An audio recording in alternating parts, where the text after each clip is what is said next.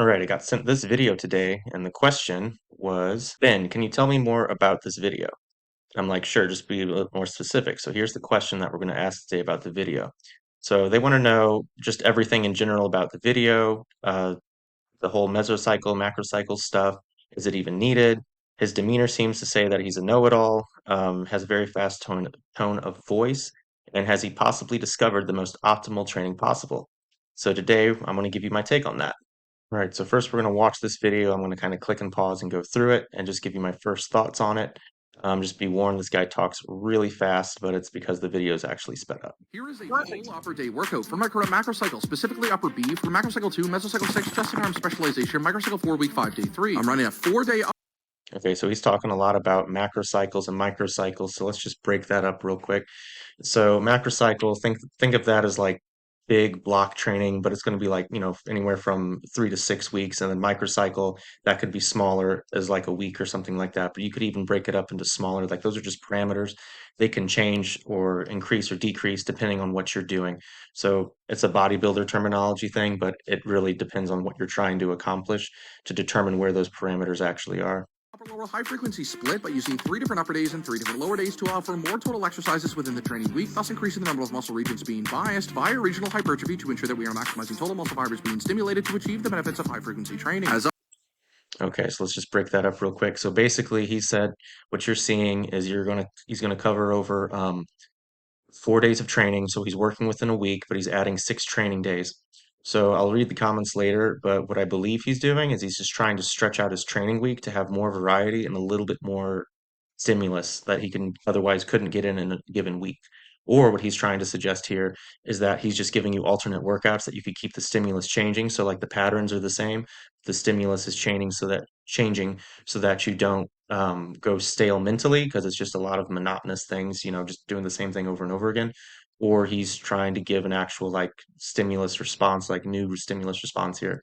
We'll look into that a little bit later, but that's just my first thoughts on it. Always, all of my workouts will continue to be posted. And also, apologies for inactivity last week. I was getting a tattoo done that took nearly 20 hours, so I spent a lot of time catching up on client work and answering questions in my training groups. So to start, we'll do the arms first this time around to give them priority, starting with a cable curl face towards the cable tower to load the mid-range. This is just an overall elbow All flexors right, so this exercise stuff, it's just kind of whatever. He's already kind of seeming a little bit not new age, I shouldn't say. It's very sciencey based. I could already tell by how he's talking. He's very sciencey based, which is fine if that's how you like to lift. Like he's obviously got the mass, the results from it, so he's doing something right for sure.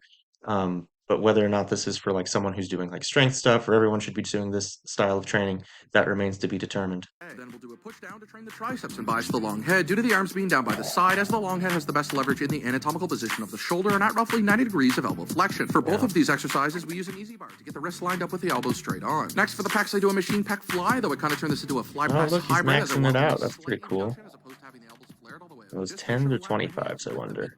Bend the elbows on the way back and fully straighten them coming forward while cueing to bring the biceps together, not the hands. Moving Yeah, so to this point, it's really not important what he's saying. He's just going over how to do the exercises. And again, and for what the question was asked is, does this guy has he figured out the perfect workout? It's like, well, if he's a bodybuilder doing whatever, it depends on what stimulus he's going with. So I'm not even going to really pay too much attention to this exercise stuff because for a strength point of view, it'd be like, no, it's completely wrong. It's not. Why would you do this? But from a hypertrophy standpoint, if that was your goal, it's like, yeah, it's fine, it's decent, do it. on for both the side and front delts. Now I do a shoulder press. I option press in the frontal plane for a bit more Yeah, side see, delt. I would have And use started a with the hammer shoulder strength press, machine but for I have best more of a strength bias, so. profile to better match the delt's leverage. And lastly, for the back, I do a wide grip lat pull down for the lats, particularly biasing the lower and middle lats. I'm staying fairly upright here, and a reverse rear delt pec fly, but done unilaterally as it's our final exercise. Unilateral training is best done at the end to provide the best stimulus to fatigue ratio, as it causes more in-session. Oh, that's an interesting thing he picks up on. So he brings up stimulus to fatigue ratio. You hear Dr. Mike talk about that a lot. He throws that word out. And like I'll talk about it or acknowledge it, but I don't pay too much mind to it because it's just like, what are you going to do? Are you going to let the stimulus fatigue ratio dictate your every move? Like sure, there's a element of what's optimal, but at the end of the day, you got to do the work and get it done. So, if you want to do something that's high stimulus because you want to do it, then do it. So he brings up a very interesting point about the high fatigue ratio stuff. So when you're doing the start of your workout, it is a good idea to start out with something that's going to be like the most demanding thing for the day, like the hardest thing.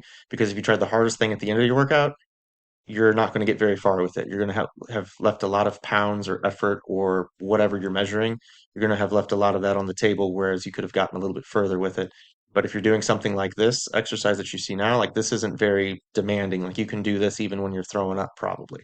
So it's like not a big deal in terms of the fatigue demand. So yeah, do your high fatigue stuff at the beginning and your low fatigue stuff at the end, and you could pick a little bit of low hanging fruit that way. Fatigue and post-workout muscle damage bilateral training, but allows for more motivating recruitment to counter fatigue when it's highest in the workout, which is at the end. That said, if you want to get the full training block now, check out my training. Okay, now we're advertising.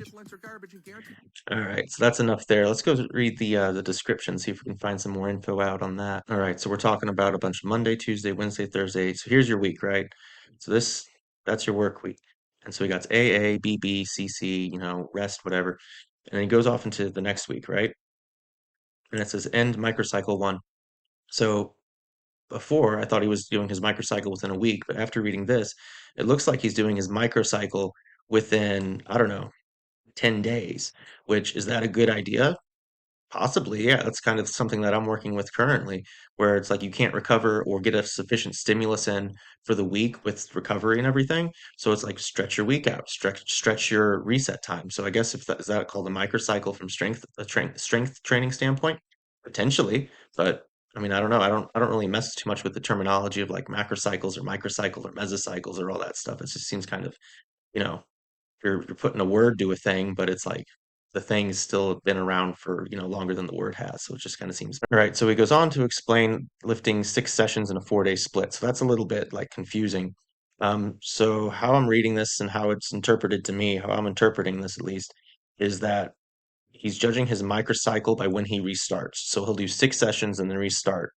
And 4-day split is just referring to like how long he's doing it throughout the week. So yeah, the guy's just literally stretching out his week. So instead of, for example, you have most people, they're going to lift within a week. So it goes Sunday through Saturday, resets on Sunday, and then you would do it again. That's how routines are made in bodybuilding, right?